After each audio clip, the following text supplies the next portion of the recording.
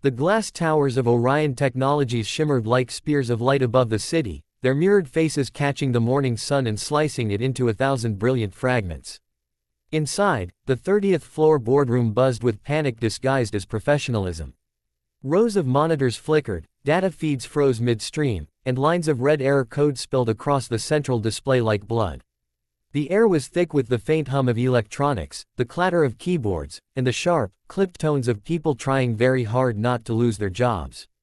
At the head of the table stood Richard Vail, CEO of Orion, his tailored suit immaculate despite the chaos. His silver hair was combed with military precision, his jaw tight. Every eye in the room watched him with a mix of fear and desperation. "We launch in 2 hours," he said, his voice low but vibrating with restrained fury. "And my billion-dollar AI project just decided it doesn't want to think anymore. Someone explained that to me." The engineers shifted uncomfortably. No one dared to meet his eyes.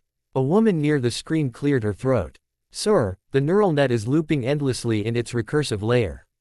The system keeps reinitializing itself.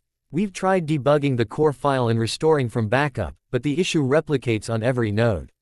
Vail's expression didn't change. And in plain English, "It's stuck thinking about itself," she said weakly. He slammed his palm against the table, making everyone jump. "I hired the best developers in the world, and you're telling me none of you can stop my AI from daydreaming?" Outside the glass walls, a janitor pushed his mop down the marble hallway. Ethan Cole had been there since dawn, quietly polishing the endless floors of Orion's headquarters. His back ached, and his hands were rough from the chemical cleaner he used every morning. In his shirt pocket was a small, folded photograph of his daughter, Lily, a reminder of why he kept going. She was 8 years old, with a mischievous smile and an inhaler always within reach. Every night, before her bedtime, she asked him when things would get better. He'd answer with a smile he didn't always feel. "Soon, sweetheart. Daddy's just got to work a little longer." Through the open door, he heard shouting. The CEO's voice carried easily, loud, arrogant, confident in its own power. Ethan hesitated. Curiosity had always been his weakness. He leaned a little closer to the door, mop still in hand. Inside, the chaos escalated. "Fix this," Vail growled, his face reddening. "Fix this, and I'll give you $500 million. The room went dead silent. For a moment, all you could hear was the hum of the machines. No one laughed, but everyone understood the sarcasm. It was a taunt, a cruel reminder of how far out of reach that kind of success was for the ordinary worker. Ethan frowned. His eyes flicked toward the reflection of the main screen on the glass wall. He couldn't see everything, but the code was familiar. Dense lines of Python mixed with deep learning algorithms and feedback loops. It triggered something deep inside him, a ghost of the man he used to be. Once upon a time, before everything fell apart, Ethan Cole had been a rising star in tech. He'd written his first program at 13, built his own AI assistant by 20, and had offers from Silicon Valley before he'd even graduated. But life had a way of rerouting brilliance. His wife's illness had drained their savings, her passing had broken him, and raising Lily alone had forced him to trade ambition for survival. Cleaning offices was steady work, quiet work. It didn't require thinking, or remembering. But now, staring at that mirrored screen, he couldn't help himself. The looping pattern was wrong. The recursive call was being made before the condition check. The system would keep running endlessly, calling itself forever. A simple inversion could fix it. He hesitated, then exhaled. What did he have to lose? As he passed the open doorway, the CTO stormed out, muttering curses under her breath. Ethan stepped aside. "Rough day?" he asked softly. She gave him a glare sharp enough to cut glass. "You have no idea." He smiled awkwardly. "Actually, I might. I think I saw your screen. If it's running a recursive call without a stop condition." She blinked. "What?" He rubbed his neck. "Sorry, I just, used to code. Before this." Her disbelief was immediate. You're the janitor." "Yeah, well," he said, glancing toward the boardroom, "sometimes you learn a thing or two before life mops the floor with you." For reasons even she couldn't explain, she followed him back into the room. Vail turned sharply. "What now?" The CTO crossed her arms. "He says he knows what's wrong." Laughter rippled around the room. Vail's smirk widened. "Oh, perfect. Maybe our janitor can save the day. Ethan stepped forward, ignoring the laughter. The code still glowed on the central display, endless streams of red error logs spilling down. He pointed at the function on the screen. You're reinitializing before the validation check. It's calling itself infinitely. You need to invert the condition. The lead engineer scoffed. We tried that. No, Ethan said calmly. You tried wrapping it. That doesn't change the execution order. You need to stop it before it calls itself. Watch. He reached for the keyboard, then hesitated. May I? Vale raised an eyebrow. By all means, janitor. Show us how it's done. The keyboard felt strange under his fingers, familiar and foreign all at once. His hands trembled slightly as he typed, his muscle memory kicking in.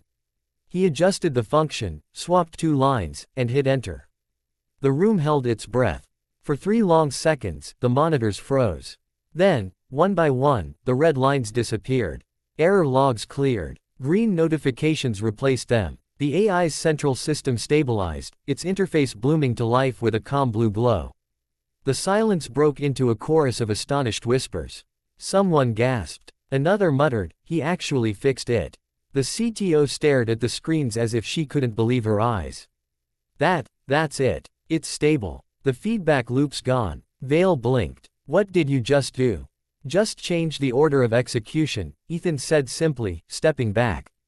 The CEO's lips curled into a thin, mocking smile. Well then, congratulations. You just saved Orion Technologies. I suppose I owe you $500 million. Nervous laughter followed, but Ethan didn't smile. He looked down at his calloused hands, then at the floor he'd mopped 100 times before.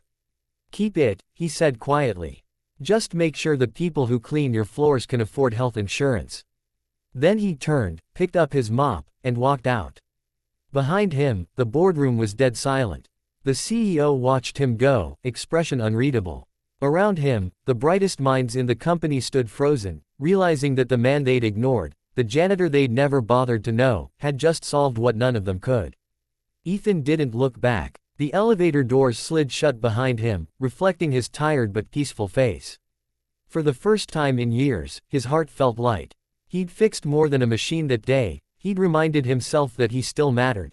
The next morning came with a heavy, gray sky pressing against the glass of Orion Tower. The city below was waking up, horns, voices, the pulse of ambition.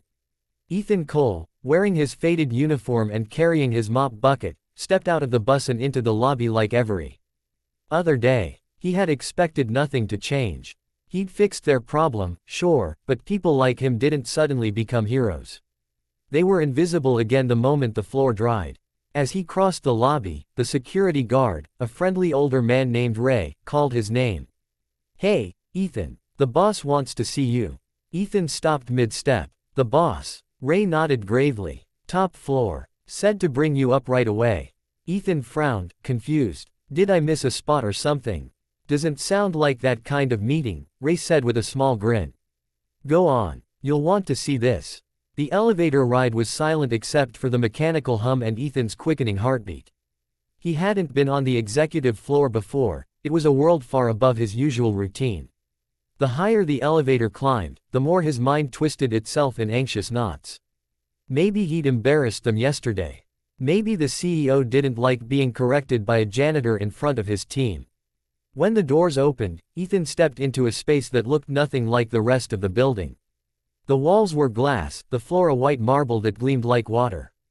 Sunlight spilled through the windows in golden sheets, washing over expensive furniture and holographic displays showing Orion's market share climbing by the minute. At the end of the long hallway sat a dark wooden door with the company logo engraved in gold.